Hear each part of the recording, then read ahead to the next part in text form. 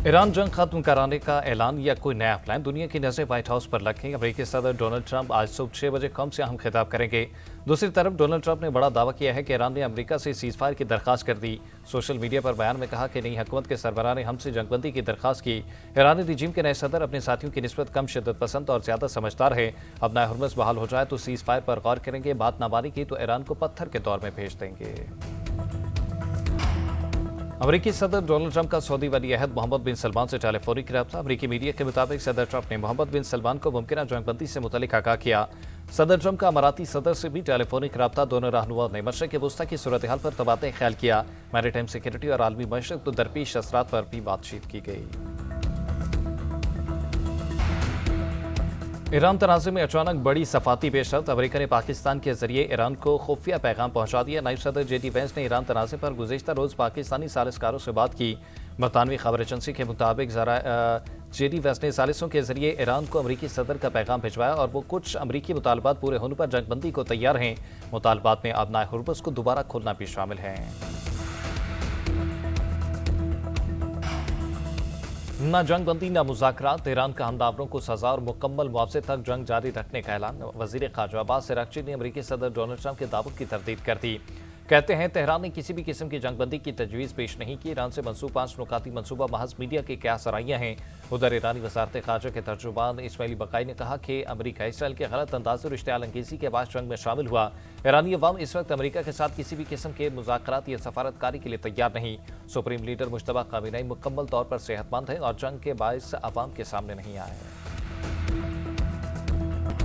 Iran को खतरे के तौर पर पेश करना तारीखी हक़ाइक़ के मुनाफी है। ईरानी सदर मसूद पज़ेश्कियान का अमरीकी अवाम के नाम खत। मसूद पज़ेश्कियान ने खत में लिखा कि ईरान अमरीकी अवाम के खिलाफ कोई दुश्मनी नहीं रखता। ईरानी अवाम की अमरीका, यूरोप या हमसाया मुबारक से दुश्मनी नहीं।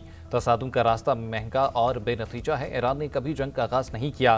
तारीख और मौजूदा हक़ाइक़ हमारे खिलाफ बयानी को रद्द करते हैं। ईरान इंफ्रास्ट्रक्चर पर हमला अवाम को निशाना बनाने के मुतरादिफ है। सवाल यह है कि इस जंग से अमरीकी अवाम का क्या फ़ायदा है।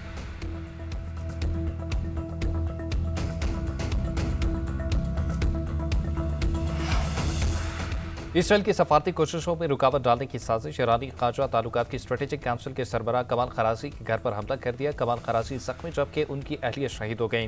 न्यूयॉर्क टाइम्स के मुताबिक कमाल खराजी पर हमला सफारती कोशिशों में रुकावट के तौर पर देखा जा रहा है। ईरानी मीडिया के मुताबिक कमाल खराजी पाकिस्तान के साथ राब्तों में थे।